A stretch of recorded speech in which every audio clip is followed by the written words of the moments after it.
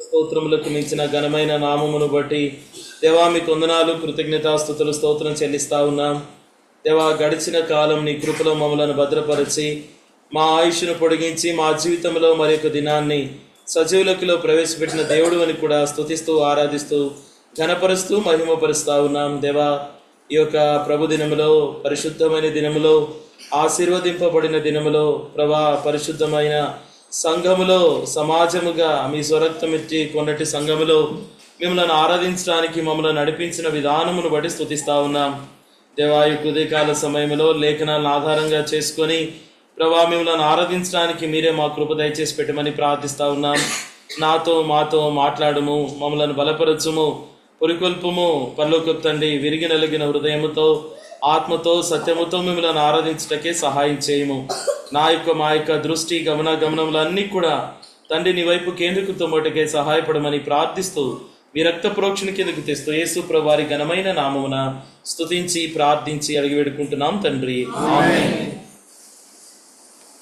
ప్రకటన గ్రంథము మొదటి అధ్యాయము 4, 5, 6 వచనాలను మనమందరం కూడా చదువుకున్నాం. చూడండి, యోహాను ఆసియాలో ఉన్న 7 సంఘములకు శుభమని చెప్పి వ్రాయినది. వర్తమాన భూత భవిష్యత్ కాలములలో ఉన్నవాని నుండి, ఆయన సింహాసనం ఎదుటనున్న 7 ఆత్మల నుండి, నమ్మకమైన సాక్షియు, మృతులలో నుండి ఆది సంభూతులుగా లేచిన వాడును, భూపతులకు అధిపతియునైన యేసు క్రీస్తును నుండి కృపా సమాధానములు మీకు కలుగును గాక. మనలను ప్రేమించుచు తన రక్తము వలన మన పాపముల నుండి మనలను విడిపించిన వానికి మహిమయు ప్రభావమును యుగ యుగములు కలుగును గాక, ఆమేన్. ఆయన మనలను తన తండ్రియగు దేవునికి ఒక రాజ్యముగాను యాజకులను గాను చేసెను. కాబట్టి మనం చదువుకున్నటువంటి యొక్క లేఖన భాగములో భక్తుడైనటువంటి యోహాను పద్మాసు దీపములో పరవశుడై పరలోకపు దర్శనంలో ఈ యొక్క ఆరాధన అనేది కనబడతా ఉన్నది. ఏమనంటున్నారంట? 4, 5, 6 వచనాల్లో వర్తమాన భూత భవిష్యత్ కాలములలో ఇంకా మృతులలో నుండి ఆది సంభూతులుగా లేచిన వాడును, నమ్మకమైన సాక్షియు, భూపతులకు అధిపతియునైన యేసు క్రీస్తు నుండి కృపా సమాధానములు మీకు కలుగునుగాక. కాబట్టి ఈ యొక్క ప్రకటనలో చెప్పబడినటువంటి మాటలు ఏంటంటే, మొదటిగా దేవుని యొక్క గొప్పతనాన్ని బట్టి వాళ్ళు ఆరాధిస్తా ఉన్నారు. ఆయన ఎలాంటి వాడు అనంటే నమ్మకమైనటువంటి సాక్షి. ఇంకా చెప్పాలంటే మృతులలో నుండి ఆది సంభూతులుగా లేచిన వాడు, ఇంకా భూపతులకు అధిపతి అయిన వాడు. భూపతి అనంటే దాని అర్థం ఏంటండి? Very good. భూపతి అనంటే భూమికి రాజు అయినటువంటి వారిని భూపతి అని అంటారు. అంటే భూపతులకు ఈయన ఎలాంటి వాడంట? అధిపతి. వారి కంటే కూడా అధిపతి అయినటువంటి యేసు క్రీస్తు వారి ద్వారా మీకు కృపా సమాధానములు కలుగునుగాక అని చెప్తూ ఎవరికి రాస్తా ఉన్నాడు ఈ మాట? చదవండి. Very good.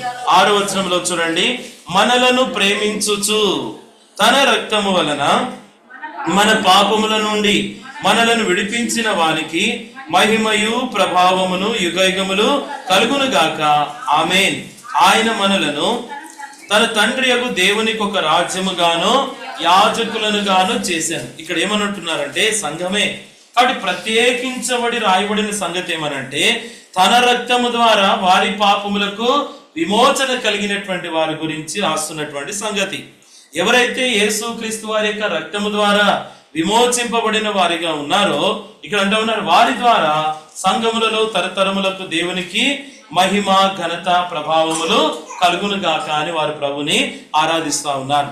కాబట్టి ఉదయకాల సమయంలో చేరివచ్చిన నీవు నేను కూడా ప్రభుని ఆరాధించాలి అని అంటే ఎలాంటి అనుభవంలో ఉన్న వారు ఆరాధిస్తున్నారంటే ఇక్కడ తన రక్తము ద్వారా వారి పాపములకు విమోచన కలిగిన వారే దేవుణ్ణి ఆరాధిస్తా ఉన్నారు. చూడండి, దీని సాదృశ్యంగా ఒక మాట కనుక గమనిస్తే కీర్తన గ్రంథము 92వ అధ్యాయంలో ఇక్కడ ఒక మాట అంటున్నారు. చూడండి, కీర్తన గ్రంథము 92వ అధ్యాయము 1 నుంచి 5 వచనాలు.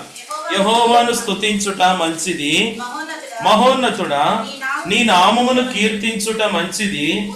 ఉదయమున నీ కృపను, ప్రతి రాత్రి నీ విశ్వాస్యతను 10 తంతుల స్వరమండలముతోను గంభీర ధ్వనిగల సితారాతోను ప్రచురించుట మంచిది. ఎందుకనగా యెహోవా నీ కార్యము చేత నీవు నన్ను సంతోషపరచుచున్నావు. నీ చేతి పనులను బట్టి నేను ఉత్సహించుచున్నాను. యెహోవా నీ కార్యములు ఎంత దొడ్డవి, నీ ఆలోచనలు అతి గంభీరములు. కాబట్టి కీర్తనకారుడికి అంటున్నారు, యెహోవాను స్తుతించుట మంచిది. దేవుని స్తుతించడం అనేది కూడా ఎలాగ రాయబడుతూ వచ్చిందంట, మంచిది. ఈ లోకంలో కనుక గమనిస్తే మంచి కార్యాలు చేయడానికి మనం చాలా త్వరపడుతూ ఉంటాం. తినే ఆహార విషయంలో కానీ, చేసే పనుల విషయంలో కానీ, ఏదైతే మంచి ఉద్యోగం అనుకోండి, దాని కొరకు మనం ఏం చేస్తాం, బాగా దాని కొరకు ప్రయాసపడతాం. ఏదైతే శరీరానికి పుష్టి, బలము, ఇమ్యూనిటీ పవర్ ఇస్తుందో ఆ ఫుడ్ ని మనం ఏం చేస్తాం, డ్రై ఫ్రూట్స్ బాగా తినండి, మంచిగా అప్పుడే ఆ వండిన ఆహారాన్ని తినండి అంటారు. అవునా? ఇది మనకి మంచిది అని అంటున్నారు. కానీ దేవుని వాక్యం చెప్తా ఉంది, దేవుణ్ణి స్తుతించటము, దేవుణ్ణి ఆరాధించటము, దేవునికి కృతజ్ఞతాస్తుతులు చెల్లించటము, ఇది ఎటువంటి కార్యం అంట, మంచి కార్యం. అందుకని అన్నారు, యెహోవాను స్తుతించుట మంచిది. ఇప్పుడు మనం అందరం కూడా ఎటువంటి కార్యం చేయాలని వచ్చినాం, మంచి కార్యం. ఎందుకనంటే దేవుణ్ణి స్తుతించడం అనేది ఇదొక మంచిది. ఇంకొంచెం చూడండి, మహోన్నతుడా నీ నామమును కీర్తించుట మంచిది. ఇంకా ఉదయమున నీ కృపను, ప్రతి రాత్రి నీ విశ్వాస్యతను 10 తంతుల స్వరమండలముతోను గంభీర ధ్వనిగల సితారతోను ప్రచురించుట మంచిది. ఆగండి, ఇక్కడ చూడండి, మంచిది మంచిది మంచిది అని చెప్పి అక్కడ ఏమని రాయబడ్డారంట, ఎందుకనగా యెహోవా. అర్థమైందండి? దేవుణ్ణి స్తుతించడం మంచిది, ఆరాధించడం మంచిది, కృతజ్ఞతాస్తుతులు చెల్లించడం మంచిది, వాయిద్యాలతో కీర్తనలతో దేవుని ఆరాధించడం మంచిది అని చెప్పినాడు. ఎందుకనగా యెహోవా అని కూడా కారణం కూడా చెప్తా ఉన్నారు. చదవండి, ఎందుకనగా యెహోవా నీ కార్యము చేత నీవు నన్ను సంతోషపరచుచున్నావు, నీ చేతి పనులను బట్టి నేను ఉత్సహించుచున్నాను. చాలండి, ఎందుకనగా యెహోవా. ఉదయకాల సమయంలో దేవాతి దేవుని మనం ఆరాధించాలనంటే ఎందుకనగా, ఎందుకనగా అనే దాని దగ్గర మన జీవితాన్ని పెట్టాలి అక్కడ. అవునండి, ఎందుకనగా యెహోవా నీ కార్యముల చేత నీవు నన్ను సంతోషపరచుచున్నావు, నీ కార్యముల చేత నన్ను తృప్తిపరచిన దేవుడవు, నీ కార్యముల ద్వారా నా పాపములకు విమోచన కలిగించిన వాడవు, నీ కార్యముల ద్వారా ఆ శిలువ కార్యము ద్వారా, శిలువలో చేయబడిన ఆ రక్త బలియాగము ద్వారా, ఎందుకనగా యెహోవా నీవు నన్ను విమోచించిన దేవుడుగా ఉన్నావు, కాబట్టి నేను నీకు కృతజ్ఞతాస్తుతులను చెల్లిస్తున్నాను. సో కాబట్టి ఉదయకాల సమయంలో ఈ 2 సంగతులు చూడండి. మొదటిగా ప్రకటన గ్రంథంలో చెప్పబడినట్లుగా అక్కడ ఉన్నటువంటి వారు ఏమనట, నీ రక్తము ద్వారా, ఆయన రక్తము ద్వారా మన పాపములకు విమోచన కలిగినది. అందుకనంట ఉన్నారు, నమ్మకమైన సాక్షియు, మృతులలో నుండి ఆది సంభూతుడిగా లేచిన వాడును, భూపతులకు అధిపతియునైన యేసు క్రీస్తు వారి ద్వారా, ఆయన రక్తము ద్వారా మన పాపములకు విమోచన కలిగింది. అందుకని అన్నారు, యెహోవాను స్తుతించుట మంచిది. ఆ స్వరమండలములతో, సితారతోను, ఆ పాటలతోను, కీర్తనలతోను ఆయనను స్తుతించుట మంచిది. రీజన్ ఏంటంటే, ఎందుకనగా యెహోవా. ఎందుకు అనంటే అక్కడ మన జీవితాన్ని అప్లై చేయాలి. మన ఎందుకు అనంటే, నేను ఎలాంటి వాడను, నా బ్రతుకు ఎలాంటిది, నా జీవితాన్ని బట్టి నేను ఏమి కావలసిన వాడను, ఇలాంటి స్థితిలో ఉన్న నన్ను మీ రక్తము ద్వారా నన్ను విమోచించినావు, కాబట్టి నేను నిన్ను స్తుతిస్తున్నాను, నేను నిన్ను ఆరాధిస్తున్నా, నేను నీకు కృతజ్ఞతాస్తుతులను చెల్లిస్తున్నాను. అందుకనే ప్రకటన గ్రంథంలో రాయబడింది ఆయన రక్తము ద్వారా. కాబట్టి యేసుక్రీస్తు వారి యొక్క రక్తము మనకేం చేసింది, దాని గురించి ఈరోజు కొన్ని మాటలు ధ్యానం చేసుకొని ప్రభుని ఆరాధిస్తాం. చూడండి, హెబ్రీయులకు రాసిన పత్రిక 10వ అధ్యాయము 4వ వచనం.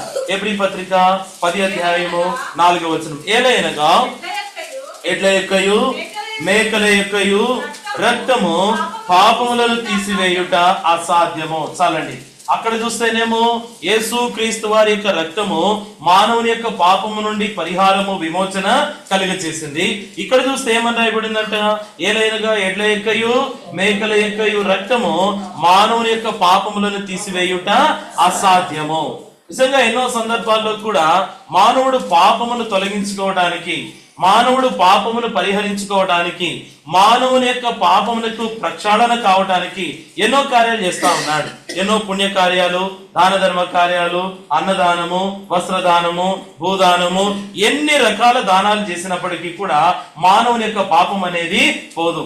ఒక పరిశుద్ధుడైన వాడు, నీతిమంతుడైన వాడు, పాపులలో చేరక ప్రత్యేకింపబడిన యేసు క్రీస్తు వారి యొక్క రక్తము మాత్రమే మానవుని యొక్క పాపములకు పరిహారము కలుగుతుంది. అందుకని ఇక్కడ అంటున్నారు, ప్రకటన గ్రంథంలో క్లియర్ గా చెప్పబడింది, యేసు క్రీస్తు వారి యొక్క రక్తము మన పాపములకు విమోచన కలిగింది. ఇక్కడ రాయబడింది ఏమన్నట, ఎడ్ల యొక్కయు మేకల యొక్క ఈ రక్తము మానవుని యొక్క పాపములను తీసివేయుట అసాధ్యము అని. మరి యేసు క్రీస్తు వారి యొక్క రక్తం ఏం చేసింది చూడండి. 13వ అధ్యాయము హెబ్రీ పత్రిక 13వ అధ్యాయము 12వ వచనం. హెబ్రీ పత్రిక 13:12. కావున యేసు కూడా తన స్వరక్తము చేత ప్రజలను పరిశుద్ధ పరచుటకై గవిని వెలుపట శ్రమ పొందెను. చాలండి, ఇక్కడ ఏం జరిగిందట, కావున యేసు క్రీస్తు వారు కూడా ఏం జరిగిందట, తన స్వరక్తము చేత ప్రజలను పరిశుద్ధ పరచుటకై, పాపములో ఉన్న మానవుణ్ణి, పాపములో జీవించిన మానవుని, పాపములోనే నశించి నరకానికి వెళ్ళవలసిన మానవుని పరిశుద్ధ పరచుటకై యేసుక్రీస్తు వారు ఇక్కడ ఏం చేస్తున్నారంట, వేరే రక్తాన్ని స్వీకరించినాడా, వేరే రక్తాన్ని కోరుకున్నాడా, కోరుకోలే. ఎటువంటి రక్తం అంట, తన స్వరక్తము ద్వారానే, తన స్వరక్తము ద్వారానే మనలో ఏం చేయాలనుకున్నాడంట, పరిశుద్ధ పరచాలని, మానవుని యొక్క పాపములకు ప్రాయశ్చిత్తము చేయాలని, మానవుని యొక్క పాపమును కడిగి వేయాలని ఏ రక్తము కూడా తీసుకోలేదు. ఏమనంట, ఆయన తన స్వరక్తము ద్వారానే మనలను పరిశుద్ధ పరచునట్లుగా శిబిరము వెలుపట ఆయన శ్రమ పొందిన వాడిగా ఉన్నాడు. కాడు ఉదయకాల సమయంలో పాపులమైన మన కొరకై, మన పాపములో నుండి నశించి నరకానికి వెళ్ళవలసినటువంటి మన జీవితం కొరకై యేసుక్రీస్తు వారు తానే ఆ శిలువ పైన శ్రమ పొంది తన యొక్క స్వరక్తము ద్వారా పాపము నుండి మనల్ని ఏం చేస్తున్నాడంట, పరిశుద్ధ పరిచిన దేవుడుగా ఉన్నాడు. చూడండి, ఈ కొంచెం కనుక మనం ముందుకెళ్తే ఇదే నిర్గమకాండము 12వ అధ్యాయము 13వ వచనం చూడండి. నిర్గమకాండము 12వ అధ్యాయము 13వ వచనం. మీరున్న ఇండ్ల మీద ఆ రక్తము మీకు గుర్తుగా ఉండును, నేను ఆ రక్తమును చూచి మిమ్మను నశింపచేయక దాటిపోయేదను, నేను ఐగుప్తు దేశమును పాడు చేయిచుండగా మిమ్మును సంహరించుటకు తెగులు మీ మీదికి రాదు. ఇక్కడ చూడండి ఎంత స్పష్టంగా ఇశ్రాయేలు ప్రజలతో అంటా ఉన్నాడు, ఓ ఇశ్రాయేలు ప్రజలారా, ఇదిగో ఐగుప్తులో నుండి మిమ్మల్ని విడిపించినట్లుగా ఒక అద్భుతమైనటువంటి సూచక క్రియ, మహత్కార్యము నేను చేయబోతా ఉన్నాను. అయితే ఐగుప్తులో ఉన్నటువంటి ప్రతి తొలిచూలు కూడా ఏమైపోతుందంట, చనిపోతుంది. జ్యేష్ఠ సంతానం, రాజు ఇల్లు మొదలుకొని పశువులలో ఉన్నటువంటి ప్రతి జ్యేష్ఠ సంతానం ఏమైపోవాలి, చనిపోవాలి. కానీ ఇశ్రాయేలు ప్రజలలో ఎవ్వరు కూడా చనిపోలేదు. కారణం ఏమనంట, అక్కడ ఒకటే గుర్తు. ఏంటా గుర్తు, నిలువు కమ్మికి అడ్డ కమ్మికి ఏం చేయాలంట, రక్తము పూయాలి. ఆ రక్తమే వారిని మరణము నుండి తప్పించింది. ఆ రక్తమే పాపములకు ప్రక్షాళన చేసింది. ఆ రక్తమే పాపమును విమోచించినదిగా ఉంటా ఉన్నది. అందుకని అంటా ఉన్నారు, ఆ రక్తము యొక్క గుర్తు మీ గుమ్మముల పైన నేను చూచి అది దాటిపోయేదిగా ఉంటా ఉన్నది. కాబట్టి పాపము వలన వచ్చు జీతము మరణము. నిజంగా పాపమును బట్టి మరణానికి వెళ్ళవలసినటువంటి మానవుణ్ణి ఏమి తప్పిస్తా వచ్చింది ఇక్కడ, రక్తము. ఆ రక్తమే, గొర్రెపిల్ల రక్తమే, వధింపబడిన గొర్రెపిల్ల యేసుక్రీస్తు వారి యొక్క రక్తమే పాపములను వచ్చు జీతము మరణము నుండి మనల్ని తప్పించినదిగా ఉంటాం. చూడండి, లేవి కాండములో కూడా కనుక గమనిస్తే మరొక మాట, లేవి కాండము 17వ అధ్యాయము 11వ వచనం. లేవి కాండము 17:11.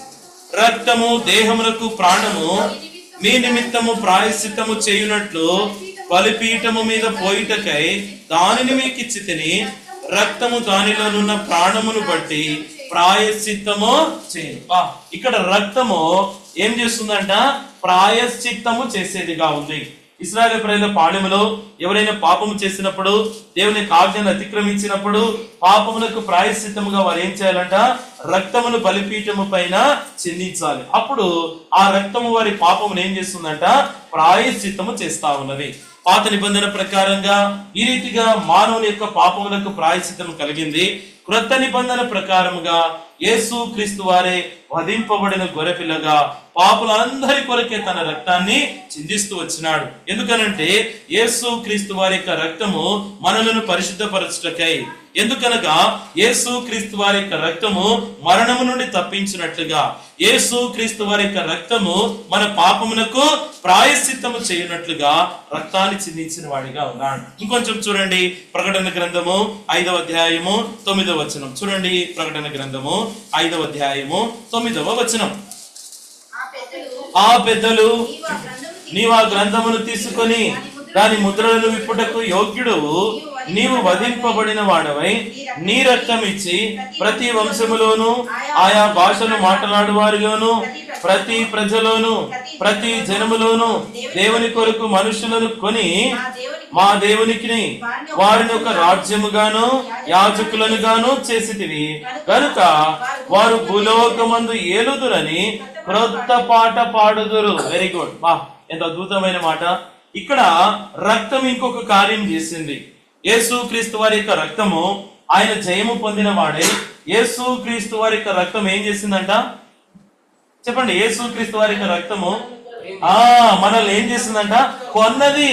బా, అద్భుతం. యేసు క్రీస్తు వారి యొక్క రక్తం మనలను కొన్నది. అక్కడ క్లియర్ గా రాయబడింది. చూడండి ఏమనంట, నీవు వధింపబడిన వాడవై నీ రక్తం ఇచ్చి ప్రతి వంశములోను ఆయా భాషలు మాట్లాడు వారిలోను ప్రతి ప్రజలోను ప్రతి జనములోను దేవుని కొరకు మనుషులను. ఈ రక్తము మనలను కొన్నది. అమూల్యమైనటువంటి రక్తం. అమూల్యమైన రక్తం అంటే, అమూల్యమైనది అంటే వెరీ గుడ్. మూల్యము చెల్లించలేనిది, వెలకట్టలేనిదే అమూల్యమైనది. ఈ అమూల్యమైనటువంటి వెలకట్టలేనటువంటిది, దానికి మించి సాటి లేనటువంటిది ఇంకొకటి ఏది కూడా లేదు. ఆ రక్తము ద్వారా దేవుడు మనల్ని ఏం చేస్తాడంట? కొన్నాడు. బా, ఎంత అద్భుతం. కొని ఏం చేస్తాడ? దేవునికి ఒక రాజ్యము గాను యాజకులను గాను దేవుడు మనలను చేసినాడు. కాబట్టి నిజంగా ఉదయకాల సమయంలో దేవుని ఆరాధించాలంటే పాపులమైనటువంటి మన జీవితంలో జన్మ కర్మ పాపములను బట్టి, వయస్సుతో జ్ఞానముతో చేయబడిన పాపమును బట్టి నశించి నరకానికి వెళ్ళవలసినటువంటి మానవుని జీవితమును పరిశుద్ధపరచడానికి తండ్రి అయిన దేవుడు యేసుక్రీస్తు వారిని మన కొరకు ఈ లోకానికి పంపినాడు. అవునండి, నిజంగా చెప్పాలి అంటే అతనిని నలుకొట్టుటకే యెహోవాకు ఇష్టమాయె. మన కొరకై తన ప్రియ కుమారుడైన యేసుక్రీస్తు వారిని నలుకొట్టడానికి కూడా ఆయన ఇష్టపడిన వాడిగా ఉన్నాడు. అంటే మనలను ఇంకెంత బాగా ఇష్టపడినాడు, మనల్ని ఇంకెంత బాగా ప్రేమించినాడు. ఆ ప్రేమకి గుర్తుగానే తన రక్తమంతా మన కొరకై ధారపోసినాడు. అందుకనంటే ఉన్నారు, ఆ రక్తమే మనలను పరిశుద్ధపరిచింది, ఆ రక్తమే మరణము నుండి విమోచించింది, ఆ రక్తమే మన పాపములకు ప్రాయశ్చిత్తము కలుగ చేసినదిగా ఉంటా ఉంది. ఆ రక్తమే మనల్ని ఏం చేసిందంట? కొన్నది. కొని దేవుని కొరకే ఒక రాజ్యముగాను యాజకులను గాను ఆయన మనలను చేసినాడు. ఇంకొంచెం చూడండి, సంఖ్యాకాండము 35వ అధ్యాయము 33వ వచనంలో కూడా కనుక గమనిస్తే, సంఖ్యాకాండము 35వ అధ్యాయము 33వ వచనం. మీరుండు దేశమును అపవిత్రపరచకూడదు, నరహత్య దేశమును అపవిత్రపరచును కదా. దేశములో చిందిన రక్తము నిమిత్తము చిందించిన వాని రక్తము వలననే ప్రాయశ్చిత్తము కలుగును గాని మరి దేని వలనను కలుగును. చిందించిన వాని రక్తము వలననే ప్రాయశ్చిత్తం అనేది కలుగుతుంది. ఆ రక్తమే పరిశుద్ధమైన రక్తం, యేసుక్రీస్తు వారి యొక్క రక్తం. కాబట్టి యేసుక్రీస్తు వారి యొక్క రక్తము మనల్ని ఏం చేసింది?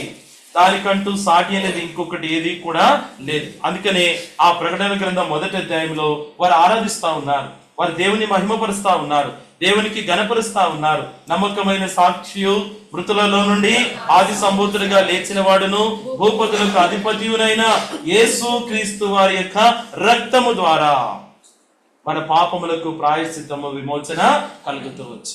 కాబట్టి ఇంకొంచెం కనుక ముందుకెళ్తే చూడండి, మత్తయి సువార్త 26వ అధ్యాయము 28వ వచనం. మత్తయి సువార్త 26వ అధ్యాయము 28వ వచనం. ఇది నా రక్తము అనగా పాప క్షమాపణ నిమిత్తము అనేకుల కొరకు చిందింపబడుచున్న నిబంధన రక్తము. ఈ రక్తం ఎలాంటిదంట? అనేకుల కొరకు చిందింపబడుచున్న నిబంధన రక్తము అనగా పాప క్షమాపణ నిమిత్తమై. పాపములను క్షమించగలిగింది ఆ రక్తమే. ఇంకొకటి అంటూ ఏది కూడా లేనే లేదు. సహోదరుడు గాని, సహోదరి గాని, తల్లి గాని, తండ్రి గాని, ఏ రక్తము కూడా మానవుని యొక్క పాపమును తీసివేసేది లేదు. అందుకని అంటారు, యేసు రక్తము ప్రతి పాపము నుండి మనలను పవిత్రులుగా చేస్తా ఉన్నది. చూడండి ఇంకొంచెం ముందుకెళ్తే హెబ్రీ పత్రిక 9వ అధ్యాయము 22వ వచనం. హెబ్రీ పత్రిక 9వ అధ్యాయము మరియు ధర్మశాస్త్ర ప్రకారము సమస్త వస్తువులను రక్తము చేత శుద్ధి చేయబడుననియు, రక్తము చిందింపకుండా పాప క్షమాపణ కలుగదనియు సామాన్యముగా చెప్పవచ్చు. ఏమనట, ఇది నా రక్తము అనగా పాప క్షమాపణ నిమిత్తమై అనేకుల కొరకు చిందింపబడుచున్న నిబంధన రక్తం. ఇక్కడ ఏమనంటున్నారు, ధర్మశాస్త్ర ప్రకారంగా ఆ యొక్క రక్తము ద్వారా విమోచన కలిగింది. కానీ ఇక్కడ ఏమనంటున్నారంట, ఆయన రక్తము ద్వారానే క్లియర్ గా రాయబడింది. ఏమనట, రక్తము చిందింపకుండా పాప క్షమాపణ కలగదని సామాన్యముగా చెప్పవచ్చు.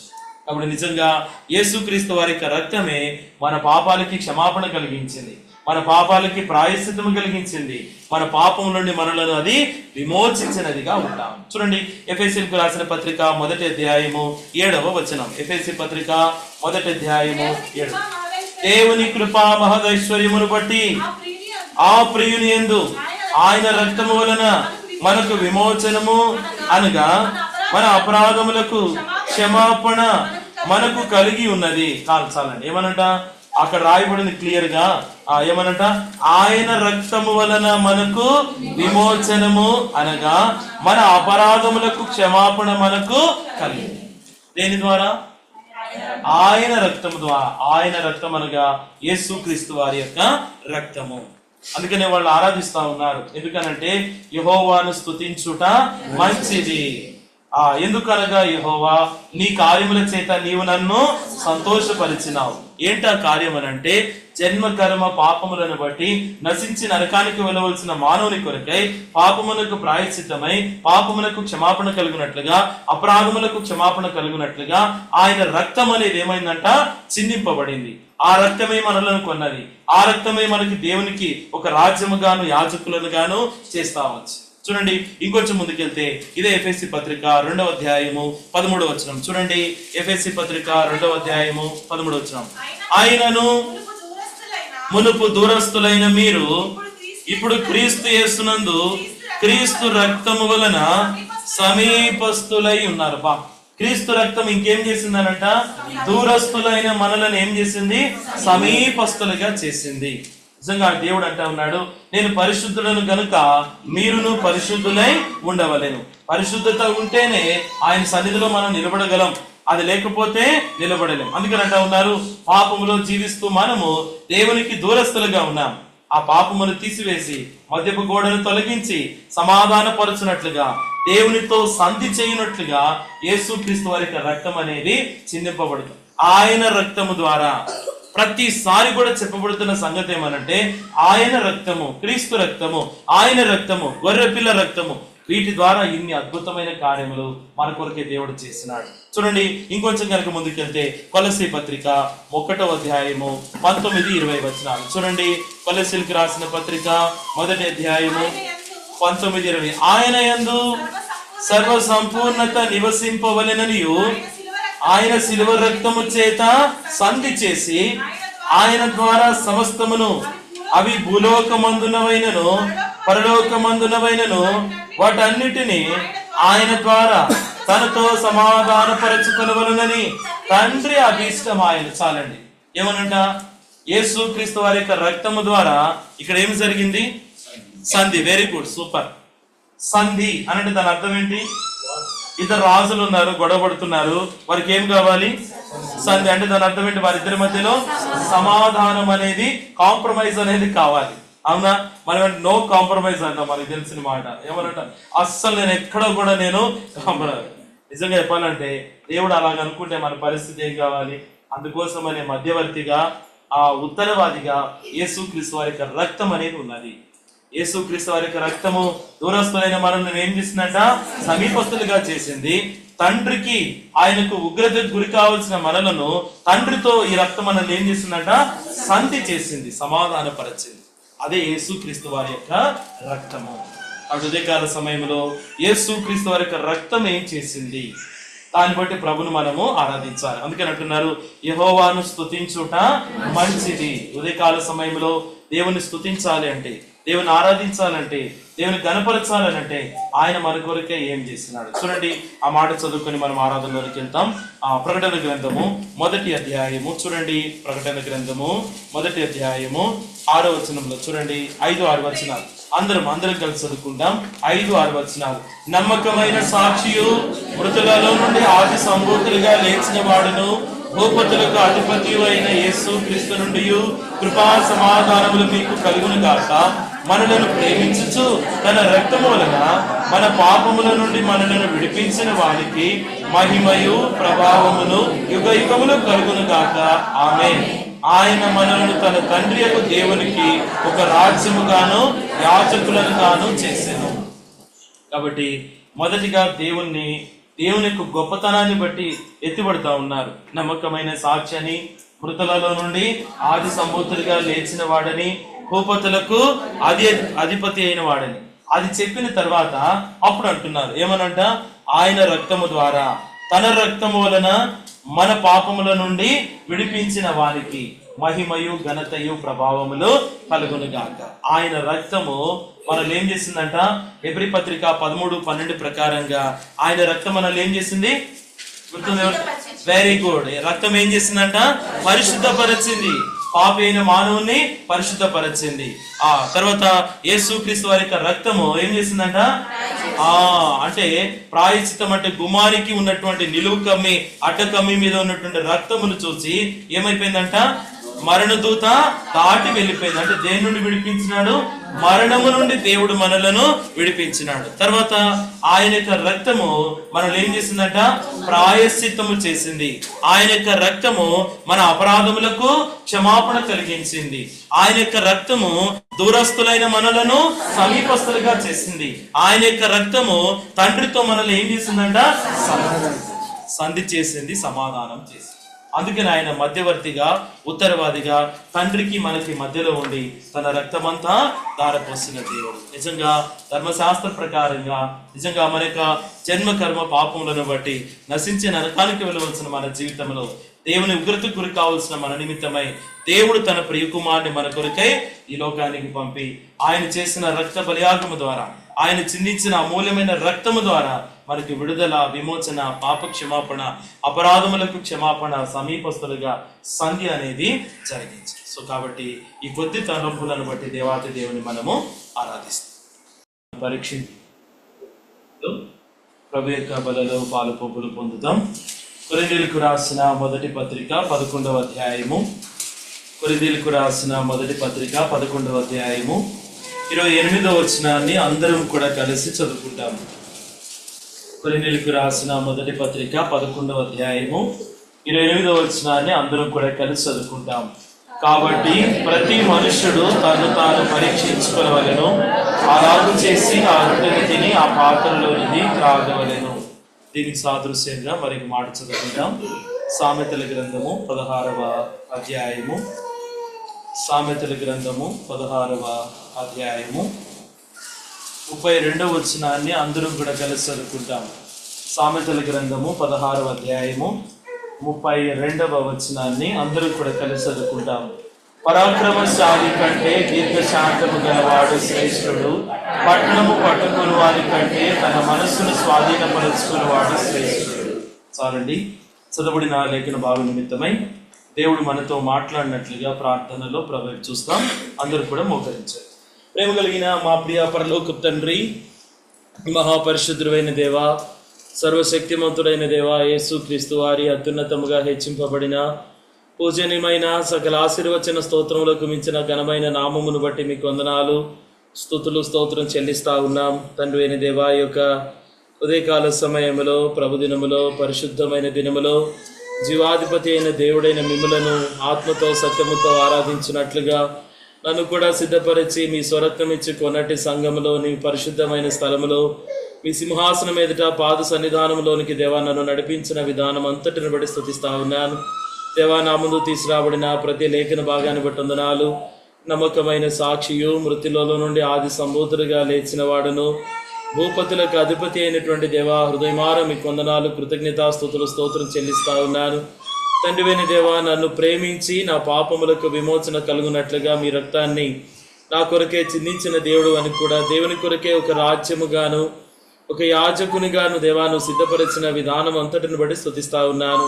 తండ్రివైన దేవా, నీవు నా జీవితంలో చేసిన మేలులు ఉపకారములన్నింటినీ కూడా తలపోసుకుంటూ ప్రభా ఆత్మతో సత్యముతో ఆరాధించడానికి నాకు ఇచ్చిన గొప్ప తన్నాన్ని బట్టి కూడా స్తుతిస్తా ఉన్నాను. కీర్తనకారుడు సెలవిచ్చినట్లుగా యెహోవాను స్తుతించుట మంచిది మా ప్రభా, 10 తంతుల స్వరమండలములతోనూ సితారతోనూ ప్రభా క్రొత్త కీర్తనతోనూ ఆరాధించుట స్తుతించుట మంచిది అని సెలవిచ్చిన మాటను బట్టి వందనాలు దేవా. నేను కూడా సంఘ సమాజము మధ్యలో ఈ మంచి కార్యం చేయటానికి దేవా నా జీవితంలో నువ్వు చేసిన మేలులు ఉపకారములన్నింటిని బట్టి స్తుతిస్తా ఉన్నాను.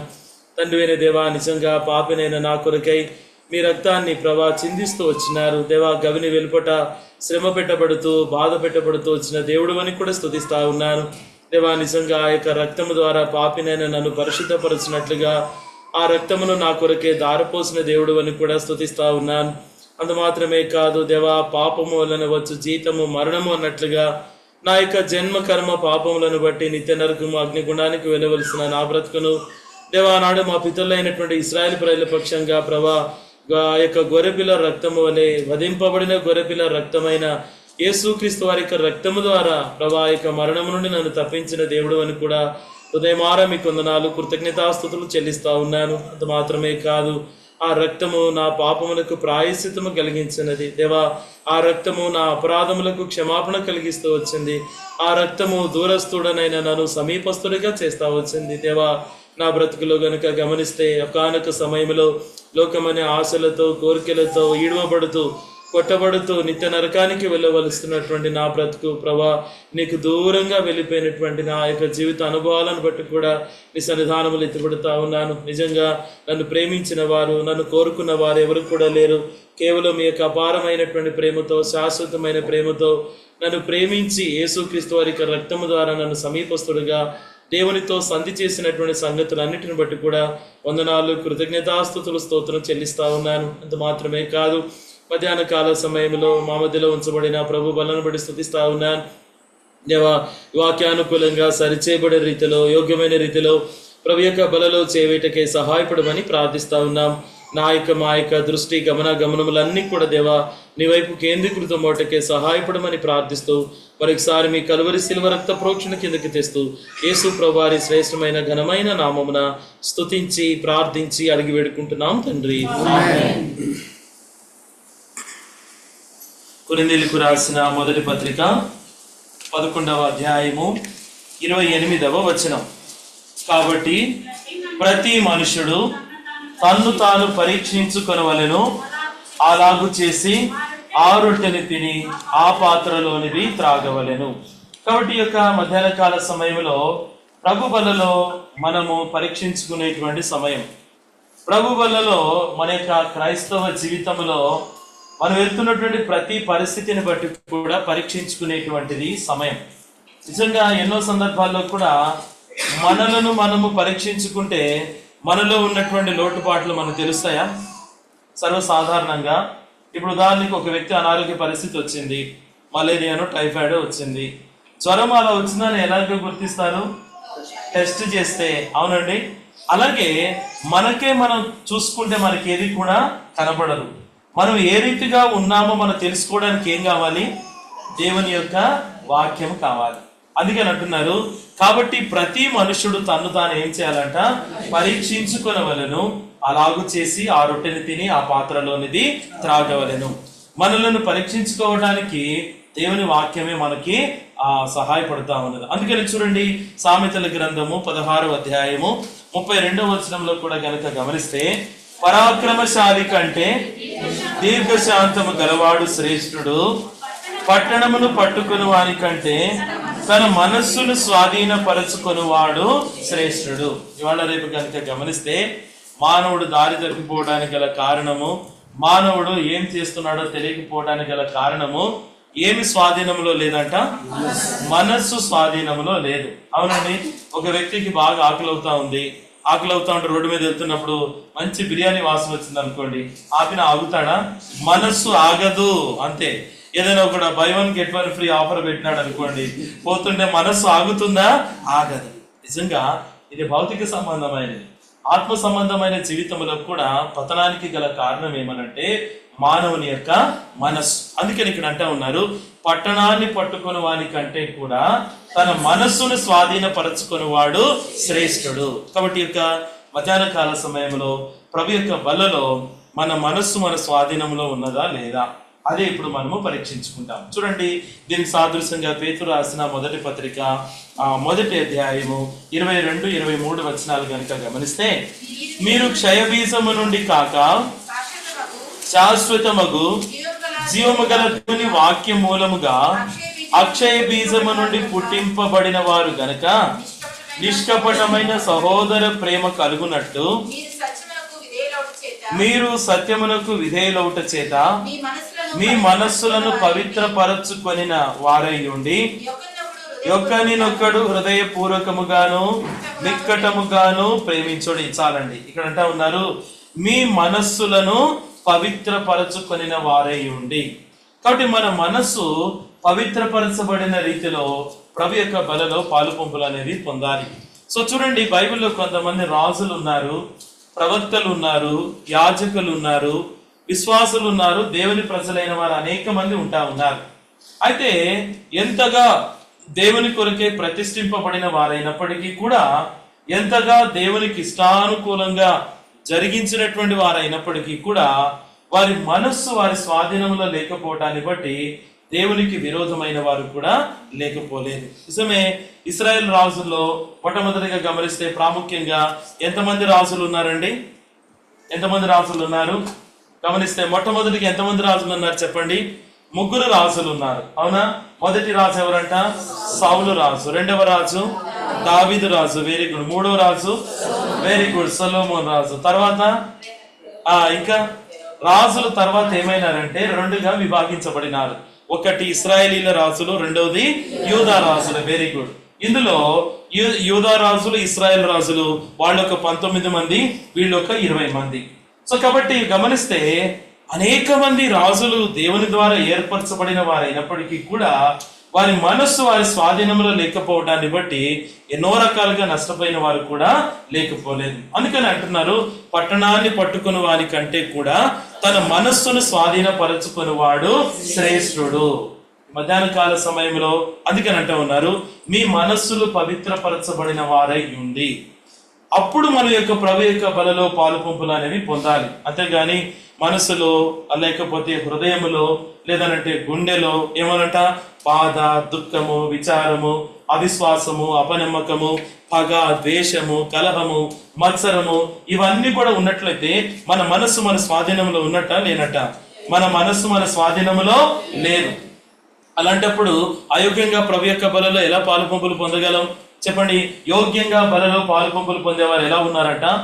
జీవము కలిగిన వారు ఉన్నారు, నిత్య జీవానికి వారసులు అవుతున్నారు, అంత్య దినమున లేపబడుతున్నారు. ఎవరైతే వాక్యానుకూలంగా వారి జీవితాన్ని సరిచేసుకొని పరీక్షించుకొని ప్రభు యొక్క బలలో పాలు పంపులు పొందుతారో వారు జీవము కలిగిన వారిగా ఉంటున్నారు. రెండవదిగా నిత్య జీవానికి వారసులు అవుతున్నారు. మూడవదిగా అంత్య దినమున లేపబడుతున్నారు. మరి వాక్యాన్ని గద్దింపును త్రోసివేసి అయోగ్యంగా బలలో పాల్పంపులు పొందేవారు ఎలా ఉన్నారట? రోగులుగా ఉన్నారు, బలహీనులుగా ఉన్నారు, చాలా మంది నిద్రిస్తున్నారు, శిక్షా విధిలోనికి వస్తా ఉన్నారు. దేవుడు 2 మన ముందు వచ్చినాడు. అయితే ఇక్కడ ఏంటంటే మన మనస్సును ఇక్కడ మనం ఏం చేయాలంట? పరీక్షించుకోవాలి. కావాల్సింది ఏమనంటే పరీక్షించుకొని లోటుపాటులన్నీ లోపములన్నీ కూడా దిద్దుకోవడానికి మన మనసు అంగీకరించాలి. కొన్నిసార్లు దేవుని వాక్యం విత్తబడుతున్నప్పుడు మనలో ఏదైనా దానికి సంబంధించింది ఉందనుకోండి, వెంటనే మన హృదయం యాక్సెప్ట్ చేస్తుందా? తొందరగా అంగీకరిస్తుందా? అంగీకరించదు. ఎందుకనంటే ఒకలాంటి అహం అడ్డొస్తుంది. చెప్పే వర్తమానికుని బట్టి కానీ వచ్చినటువంటి వాక్యాన్ని బట్టి కానీ రకరకాలైన రీతిలో వాక్యము ద్వారా హెచ్చరింపబడినప్పటికీ కూడా ఆ వాక్యం లోపలికి వెళ్తుందా అంటే పోదు. అందుకనే ఈ సమయం ఆ సమయం. ఎందుకనంటే కాబట్టి ప్రతి మనుషుడు తను తాను ఏం చేయాలంట? పరీక్షించుకొనవలెను. అలాగు చేసి ఆ రొట్టెని తిని ఆ పాత్రలోనిది త్రాగవలెను. కాబట్టి ఆ మొదటి 3 రాజులలో ఉన్నటువంటి సంగతులను ధ్యానం చేస్తాం. చూడండి కనుక గమనిస్తే సమూయేలు మొదటి గ్రంథము 9వ అధ్యాయం చూడండి. సమూయేలు మొదటి గ్రంథము 9వ అధ్యాయంలో కూడా కనుక గమనిస్తే 1, 2, 3 వచనాలు. అఫియకు పుట్టిన బెకోరతు కుమారుడైన సెరూరుకు జననమైన అబియేలు కుమారుడుకు కీషు అను బెన్యామీను ఒకడు ఉండెను. కీషు భాగ్యవంతుడకు ఒక బెన్యామీనీయుడు. అతనికి సౌలు అనునొక కుమారుడు ఉండెను. అతడు బహు సౌందర్యము గల యవనుడు. ఇశ్రాయేలులలో అతని పాటి సుందరుడు ఒకడును లేడు. అతడు భుజములు మొదలుకొని పైకి ఇతరుల కంటే ఎత్తుగలవాడు. సౌలు తండ్రి అయిన కీషు యొక్క గార్ధబములు తప్పిపోగా కీషు తన కుమారుడైన సౌలును పిలిచి, మన దాసులలో ఒకరిని తీసుకొని పోయి గార్ధబములను వెదకుమని చెప్పాను. చాలండి. మనం చదువుకున్న లేఖన భాగంలో పరిచయం చేస్తున్న వ్యక్తి ఎవరంటే సౌలు. సౌలు కనుక ఎలా ఉన్నాడంట? యవనస్తుడిగా ఉన్నాడు, సౌందర్యవంతుడిగా ఉన్నాడు, ఎత్తుగా ఉన్నాడు, చాలా హ్యాండ్సమ్ గా ఉన్నాడు. అయితే ఇతని గోత్రం ఏ గోత్రం? ఇది బెన్యామీను గోత్రం. గోత్రములు అన్నిటిల కంటే కూడా అల్పమైనటువంటి గోత్రమే బెన్యామీను గోత్రం. నిజమే, అల్పమైనటువంటి గోత్రములో నుండి దేవుడు సౌలును ఎన్నుకుంటూ వచ్చినాడు. అయితే ఈ సౌలు తన యొక్క జీవిత విధానం గనుక గమనిస్తే రాజుగా ఉండవలసిన వాడు, దేవుని యొక్క ఏర్పాటులో ఉన్నాడు. అయితే ఇక్కడ రాజు అయినటువంటి రాజు కావలసినటువంటి వ్యక్తి ఏం వెతకడానికి వెళ్తా ఉన్నాడంట? గార్ధబములను వెతకడానికి వెళ్తా ఉన్నాడు. నిజంగా దేవుని ఏర్పాటులో ఉన్నటువంటి నీవు నేను కూడా ఎన్నో మార్లు దేవుని పని కంటే, దేవుని పరిచర్య కంటే, ప్రాముఖ్యమైనటువంటి సంగతుల కంటే కూడా మన సంగతుల విషయమే ఎక్కువగా మనము ఆలోచన చేసే వారంగా ఉంటాం. అవునండి, నిజంగా మందిరంలో పని ఉంది అని అంటే, మందిరంలో పరిచర్య ఉన్నది అని అంటే, లేకపోతే ఇంకేదైనా అత్యవసరమైన పరిస్థితి ఎవరు లేరు మీరే రావాలి అని అంటే మనం ఏం చేస్తూ ఉంటాం? కొన్ని సందర్భాల్లో మన మనస్సు అంగీకరించదు. చూడండి, ఈ రాజు కూడా చూడండి ఎలా ఉన్నాడంట? అల్పమైన గోత్రము, దేవుడు ఎన్నుకున్న వాడిగా ఉన్నాడు. కానీ ఆయన చేస్తున్న పని ఏంటంట? గాడిదలను వెతకడానికి వెళ్తా ఉన్నాడు. సరే, కాలం గడుస్తా ఉన్నది. దేవుడు సమూయేలుతో మాట్లాడినాడు. ఓ సమూయేలు, సౌలును అభిషేకించు, ఇశ్రాయేలు ప్రజలను నేను రాజుగా చేయాలనుకున్నా. కాలం గడిచింది. సమూయేలు సౌలును అభిషేకించినాడు. రాజుగా చేసే సమయంకి వచ్చారు. కానీ సౌలు ఎక్కడుంటా ఉన్నాడంట? ఎక్కడున్నాడు? ఎక్కడున్నాడని చెప్పండి. ఆటక మీద, ఇంకా సామానుల మధ్యలో దాక్కుని ఉంటా ఉన్నాడు. ఎక్కడ దాక్కున్నాడంట? సామానుల మధ్యలో దాక్కుని ఉంటా ఉన్నాడు. అంటే ఇక్కడ మనకు సంగతి ఏంటిదనంటే, సౌలు రాజుగా చేయబడిన తర్వాత పరిపాలన జరుగుతున్నటువంటి సమయంలో ఒక సంగతి జరిగింది. చూడండి, ఏంటా సంగతి? సమూయేలు మొదటి గ్రంథము 13వ అధ్యాయం కనుక గమనిస్తే చూడండి. సమూయేలు మొదటి గ్రంథము 13వ అధ్యాయము 8వ వచనం నుండి చూడండి.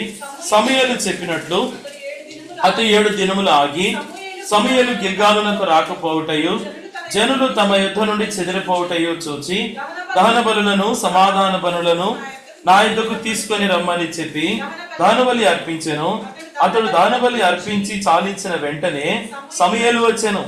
సౌలు అతనిని కలుసుకొని అతనికి వందనము చేయుటకై బయలుదేరగా సమూయేలు అతనితో, నీవు చేసిన పని ఏమని అడిగాను. అందుకు సౌలు, జనులు నా యుద్ధ నుండి చెదిరిపోవుటయు నిర్ణయ కాలమున నీవు రాకపోవుటయు ఫిలిస్తీన్లు మిక్మషులో కూడిండుటయు నేను చూచి ఇంకను యెహోవాను శాంతిపరచక మునిపే ఫిలిస్తీన్లు గిల్గాలునకు వచ్చి నా మీద పడుదురు అనుకొని నా అంతట నేను సాహసించి దహన బలి అర్పించి తినను. అందుకు సమూయేలు ఇట్లా, నేను నీ దేవుడైన యెహోవా నీకిచ్చిన ఆజ్ఞను గాయకొనక నీవు అవివేకపు పని చేసితివి. నీ రాజ్యం ఇశ్రాయేలీల మీద సదాకాలము స్థిరపరచుటకు యెహోవా తలచి ఉండెను, అయితే నీ రాజ్యము నిలువదు. ఎంత భయంకరమైన సంగతి! ఇక్కడ ప్రవక్త చేయవలసినటువంటి పని ప్రవక్త చేయాలి, రాజు చేయవలసినటువంటి పని రాజు చేయాలి. ఇక్కడ ఎవరి పని ఎవరు చేస్తా వచ్చినారు? ప్రవక్త పని ఎవరు చేసినారు? రాజు చేసినాడు.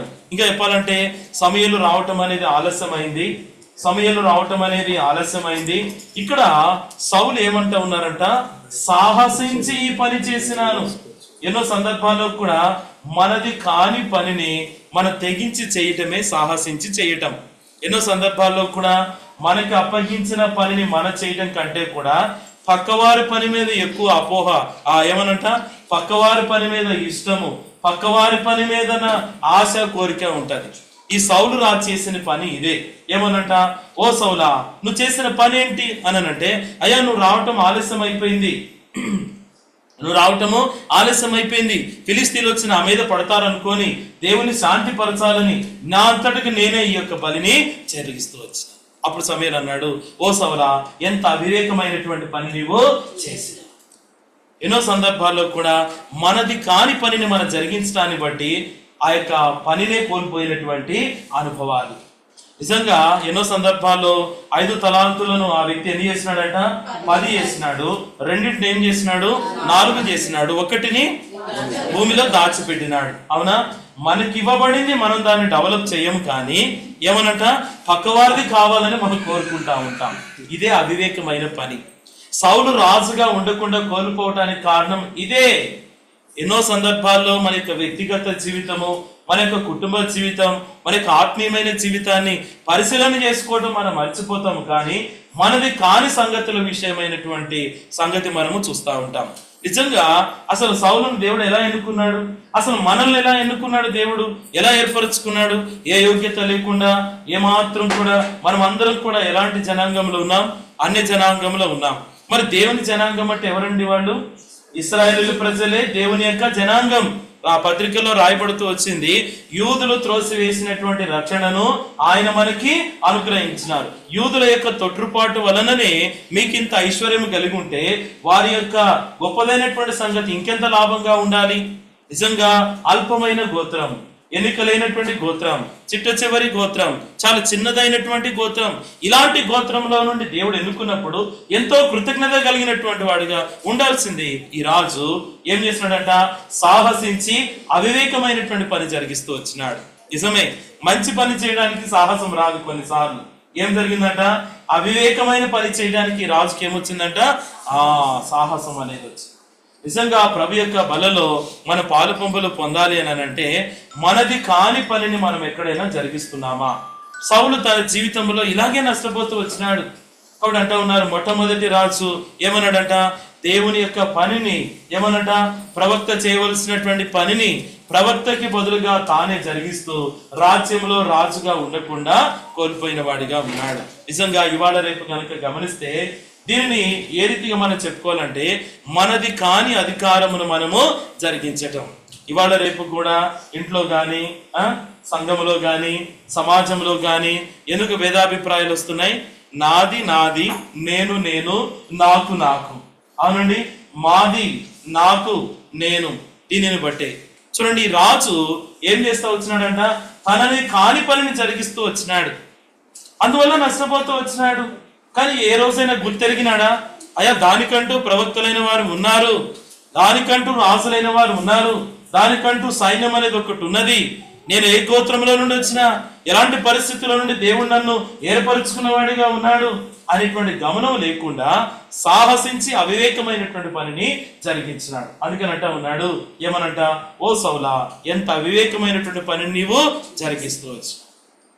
దేవుడైతే సదాకాలము రాజుగా ఉండాలని కోరినాడు, కానీ ఏమాత్రం కూడా ఉండటానికి దేవుడు తన ఇష్టానుసారుడైన మనుషులను ఏర్పరచుకుంటూ వచ్చినాడు. కాబట్టి చూడండి, రాజుగా ఉండవలసినటువంటి వాడు బలులు అర్పించే విషయంలో తన మనస్సును వెరీ కూడా పట్టణాన్ని పట్టుకుని వాని కంటే తన మనస్సును స్వాధీనపరుచుకుని వాడు శ్రేష్ఠుడు. ఈ రాజు యుద్ధానికి వెళ్ళినాడు, గెలిచినాడు, పట్టణాన్ని పట్టుకున్నాడు, శత్రుపైన విజయం వచ్చింది. బలి అర్పించే కాడికి వచ్చేసరికి తన మనస్సును స్వాధీనపరుచుకున్నాడా? లేదు. అందుకని అంటూ ఉంటారు, పట్టణాన్ని పట్టుకున్నావు సంతోషమే, అంతవరకే నీ పని, నీ కార్యం, నీ యొక్క పరిచర్య. ఎప్పుడైతే నీ మనస్సును దాన్ని స్వాధీనపరచుకోకుండా బలులు అర్పిస్తూ వచ్చినావో ఎంతగానో నష్టపోయిన వాడిగా. వెంటనే దేవుడు ఎవరిని ఏర్పరచుకుంటూ వచ్చినాడంట? వెరీ గుడ్, దావీదు దగ్గర కనుక వెళ్ళినట్లయితే చూడండి, సమూయేలు మొదటి గ్రంథము 16వ అధ్యాయము. చూడండి, సమూయేలు మొదటి గ్రంథము 16వ అధ్యాయము 9వ వచనంలో చూడండి. అప్పుడు యెషయి షమాను పిలువగా అతడు యెహోవా ఇతనిని కోరుకొనలేదనెను. యెషయి తన 7 కుమారులను సమూయేలు ఎదుటికి పిలువగా సమూయేలు యెహోవా వీరిని కోరుకొనలేదని చెప్పి నీ కుమారులందరూ ఇక్కడ ఉన్నారా అని యెషయిని అడగగా అతడు, ఇంకను కడసారి వాడు ఉన్నాడు, అయితే వాడు గొర్రెలను కాయిచున్నాడని చెప్పెను.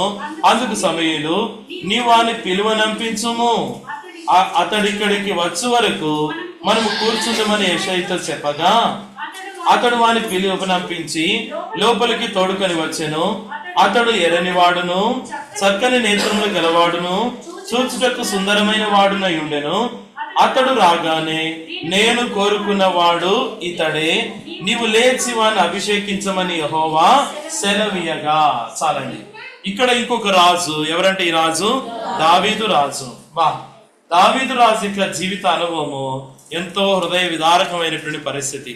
అవునా? దేవుడు చెప్పినాడు, ఓ సమూయేలు, నువ్వు వెళ్ళి యెషయి కుమారులలో ఒకనిని నీవు రాజుగా అభిషేకించు. అసలు ఇక్కడ కూడా చూడండి, యెషయి కుమారులలో ఒకరిని రాజుగా అభిషేకించడానికి సమూయేలు వెళ్ళి వార్త చెప్పినాడు యెషయికి. చెప్పిన తర్వాత, అయ్యా, నీ కుమారులలో ఒకరిని దేవుడు ఏర్పరచుకుంటా ఉన్నాడు, రాజుగా చేయాలని కోరుతున్నాడంటే సర్వసాధారణంగా ఆ రోజులు ఎవరిని పంపేవాళ్ళు అంటే జ్యేష్ఠులుగా ఎవరైతే ఉన్నారో పెద్దవాడిని పంపేవాడు. పెద్దవాడు, అందమైన వాడు, బలమైన వాడు, యుద్ధ వీరుడు, మొదటి వాడు వచ్చాడు, రెండో వాడు వచ్చాడు, మూడో వాడు వచ్చాడు. దేవుడు అన్నాడు, నేను ఎవ్వరు కూడా వీరిని కోరలేదు. తండ్రి చెప్పినాడా? ఇంకెంతమంది కుమారులు చెప్పినాడా? సమూయేలు అడిగేంత వరకు కూడా దావీదు గురించి చెప్పలా. చెప్పాడా యెషయి? చెప్పలేదు. సమూయేలు అన్నాడు, ఇంకా నీకు కుమారులు ఉన్నారా? చూడు ఏమనంటే, ఇంకా నీ కుమారులు ఉన్నప్పుడు అప్పుడు వచ్చింది మతికి. దావీదు ఉన్నాడు, నా చిన్నోడు ఒకడు ఉన్నాడు, చిన్న కొడుకు. ఎక్కడున్నాడయ్యా? ఎక్కడున్నాడు పిలువండి. వాడెక్కడో అరణ్యంలో ఉన్నాడు, 10th క్లాస్ ఫెయిల్ అయితే పనికి పంపించి పనికి రానోడని ఏమనంట గొర్రెలు కాయడానికి పంపించిన. ఎన్నో సందర్భాల్లో కూడా మన జీవితంలో కూడా ఇలాంటి అనుభవాలు దేవుడు ఏర్పరచుకున్నాడంటే అది ఎప్పటికీ కూడా అభివృద్ధి, ఆశీర్వాదం, క్షేమాభివృద్ధి. పిలువనంపించు దావీదుని పిలిచినాడు. పిలిచిన తర్వాత ఇతడేనా అంటే అప్పుడు అన్నాడు, నేను కోరుకున్నవాడు ఇతడే. చూడండి, కోరుకున్నవాడు ఇతడే. సౌలును బెన్యామీను గోత్రం, అల్పమైన గోత్రములో నుండి ఎన్నుకున్నాడు. దావీదు గొర్రెల కాపరిగా ఉన్నాడు. తండ్రి కూడా లక్ష్య పెట్టలేనటువంటి పరిస్థితిలో ఉంటా ఉన్నాడు. అలాంటి వ్యక్తిని దేవుడు ఎన్నుకుంటూ వచ్చినాడు. వెళ్ళినాడు సుబుద్ధి కలిగి పని చేసుకుంటూ వచ్చినాడు. రానే వచ్చింది ఒక సమయం. ఏంటా సమయం? రాజులు వసంతకాలమున యుద్ధానికి వెళ్లే సమయమున దావీదు ఎక్కడున్నాడు? ఇంట్లో ఉండి నిద్రపోతూ మేడ మీద తిరుగుతా ఉన్నాడు. చూసినాడు, మోహించినాడు, పిలుచుకున్నాడు. ఏమని రాయబడింది? చూడండి, రాజుల మొదటి గ్రంథము 15వ అధ్యాయంలో కూడా కనుక గమనిస్తే ఇక్కడ ఒక మాట అంటా ఉన్నారు. చూడండి, రాజుల మొదటి గ్రంథము 15వ అధ్యాయము 3వ వచనం నుండి చూడండి. అతడు తన తండ్రి పూర్వం అనుసరించిన పాప మార్గములన్నిటిలో నడిచెను. తన పితరుడైన దావీదు హృదయము తన దేవుడైన యెహోవా ఎడల యథార్థముగా ఉన్నట్లు అతని హృదయము యథార్థముగా ఉండలేదు. దావీదు హిత్తీయుడైన ఊరియా సంగతి యందు తప్ప తన జీవిత దినములన్నీ యెహోవా దృష్టికి యథార్థముగా నడుచుకొనుచు యెహోవా అతనికి ఇచ్చిన ఆజ్ఞలలో దేని విషయమందును తప్పిపోకుండెను. అన్ని బానే ఉంటాయి, గాని దగ్గరే ఉంటదంట పంపు అనేది. అవునా? ఇక్కడ రాయబడింది దావీదు గురించి. దావీదు యథార్థంగా దేవుని ఆజ్ఞలను, కట్టడలను, విధులను, నియమ నిబంధనలను, విచారణ, దేవుని చిత్తం అన్ని కూడా కనుక్కుంటా వెళ్ళినాడు. కానీ చూడండి, ఒకానొక సమయం వచ్చింది, తన మనస్సును తన స్వాధీనంలో ఉంచుకున్నాడా? పాపం చేస్తూ వచ్చినాడు. ఎంత భయంకరమైన పాపం అని అంటే, ఉరియా వచ్చినాడు, యుద్ధం మోపుగా జరుగుతా ఉన్నది. జరుగుతున్న సమయంలో ఉరియా వస్తే రాజు ఏం చేసినాడంట? అప్పటికే పాపం చేసినాడు. ఉత్తరం రాసినాడు. ఉత్తరం రాసి ఆ యొక్క సైన్యంలో ఉన్న యజమానికి ఏమన్నాడంట? బాగా మోపుగా యుద్ధం జరుగుతున్న సమయంలో ఉరియాను అక్కడే పెట్టి చనిపోయేలాగా చేయాలి. ఎంత భయంకరమైంది ఇది! ఎంత అన్యాయమైనటువంటి సంగతి! పాపం వెళ్ళాడు, ఆ మరణ వార్తను ఆ ఉరియానే మోసుకుంటూ పోయినాడు. ఏమైనా ఓపెన్ చేసి చూస్తే ఏమన్నా తప్పించుకునేవాడేమో, కానీ ఎంత నమ్మకంగా ఉన్నాడు చూడండి. ఉరియా వెళ్ళిపోయినాడు. యుద్ధంలో ఏమైపోయినాడు? చనిపోయినాడు. తర్వాత వచ్చింది ఎవరంట? ఎవరు? బత్షెబా. అవునండి, ఆ యొక్క ఉరియా భార్య వచ్చిన తర్వాత ఏమందంట? భార్యగా చేసు. అందుకని ఇక్కడ రాయబడింది, ఆ యొక్క ఉరియా భార్య విషయమందు తప్ప ఇంకెక్కడ కూడా దావీదు తప్పు చేసినట్లుగా కనపడలేదు అని ఇక్కడ రాయబడుతూ వచ్చింది. అంటే యుద్ధంలో ఎంత బాగా జరిగిస్తున్నప్పటికీ కూడా అక్కడికి వచ్చేసరికి తన మనసును ఆయన స్వాధీనపరచుకోలేకపోయినాడు, ఏడ్చినాడు. కీర్తన 51కి వచ్చేలకినే, అయా సమ్మతి గల మనస్సు నాకు దయచేయి, శుద్ధ హృదయము నాకు దయచేయి, సిద్ధ మనస్సు నాకు దయచేయి, పరిశుద్ధాత్మను నా యుద్ధ నుండి నీవు తీసివేయి. అందుకని అంటున్నారు, నువ్వు పట్టణం పట్టుకునేది గొప్ప సంగతి కాదు. ఏం పట్టుకోవాలంట? తన మనస్సును స్వాధీనపరచుకుని వాడు శ్రేష్ఠుడు. దావీదు బండు వృద్ధాప్యంలోనికి వచ్చేసిన తర్వాత ఎవరిని దేవుడు ఎన్నుకుంటా ఉన్నాడు? Very good. ఎవరంట? సొలొమోన్ని ఎన్నుకుంటా ఉన్నాడు. బత్షెబా కుమారుడైనటువంటి సొలొమోన్. చూడండి, ఇదే రాజుల మొదటి గ్రంథం 1వ అధ్యాయంలో కూడా గమనిస్తే 3వ అధ్యాయం చూడండి. రాజుల మొదటి గ్రంథము 3వ అధ్యాయం చూడండి. రాజుల మొదటి గ్రంథము 3వ అధ్యాయం 4వ వచనం చూడండి. గిబియోను ముఖ్యమైన ఉన్నత స్థలమై ఉండెను గనుక బలులను అర్పించటకే రాజు అక్కడికి పోయి ఆ బలిపీఠము మీద 1000 దహన బలులను అర్పించెను. గిబియోనులో యెహోవా రాత్రివేళ స్వప్నమందు సొలొమోనుకు ప్రత్యక్షమై, నేను నీకు దేనినిచ్చడం నీకు ఇష్టమో దాన్ని అడుగుమని దేవుడు అతనితో సెలవీయగా. ఎప్పుడైతే సొలొమోను దేవుడు రాజుగా చేస్తూ వచ్చినాడో, సొలొమోను మొట్టమొదటిగా ఎలా ఉన్నాడంట? దేవుడు చాలా ఇష్టపడ్డాడు సొలొమోన్ని. అయ్యా, ఇంతటి రాజ్యాన్ని పరిపాలన చేయడానికి ఏం సరిపోదంట? నాకు జ్ఞానము, వివేకము, తెలివి అనేది సరిపోదు. సొలొమోనా, నీకేం కావాలో కోరుకోనంటే ఏం కోరుకున్నాడంట? ఇంతమంది ప్రజలను పరిపాలన చేయడానికి అర్థం చేసుకునే హృదయము, జ్ఞానము, తెలివి నాకు ఇవ్వు. దేవుడు ఇచ్చినాడు. అన్నాడు, నువ్వు శత్రువుల పైన విజయం కోరలేదు, బంగారం కోరలేదు, వెండి కోరలేదు. ఓ సొలొమోనా, దానితో పాటు దీనిని కూడా నేను నీకు అనుగ్రహిస్తున్నా. డబల్ ధమాక. అవునా? ఎంత బాగా ఇచ్చినాడు దేవుడు. వెళ్ళినాడు. ఆయన యొక్క తెలివితేటలు ఇప్పటికి కూడా యెరూషలేము గోడల పైన రాస్తా ఉందంట. యెరూషలేము గోడల పైన ఇప్పటికి కూడా రాస్తా ఉన్నారా? ఏమనంటే 2 రోజా పూలు తీసుకొని వచ్చినారంట. రాజా అనే తెలివికి పరీక్ష. రోజా పూలు తీసుకొని వచ్చి అచ్చం 2 ఎట్లా ఉన్నాయంటే ఒరిజినల్ గా ఉన్నాయి. వాసన కానీ, ముట్టుకుంటే ఆ యొక్క స్మూత్నెస్ కానీ, ఆ ఫ్రెష్నెస్ కానీ, ఒకటి ఒరిజినల్, ఒకటి డూప్లికేట్. రాజా, ఇప్పుడు నీకు పరీక్ష అని అంటే రాజు ఏం చేస్తున్నాడు? ముట్టుకోలేదు, వాసన చూడలేదు, ఏం చేయలేదు. ఏమన్నాడంట? ఆ కిటికీ తీయండి అన్నాడంట. కిటికీ తీయడానికి ఒరిజినల్ డూప్లికేట్ అనడానికి ఎలా చెప్పగలరు? గాలి, ఇంకా బటర్ఫ్లై. కరెక్ట్. ఏంటంటే తుమ్మిద వచ్చి దేనిపైన వాలిందంటే నిజమైనటువంటి దానిపైన వాళ్తుంది. అది సొలొమోను జ్ఞానం. ఇంత జ్ఞానవంతుడైన వాడు పరిపాలన చేసి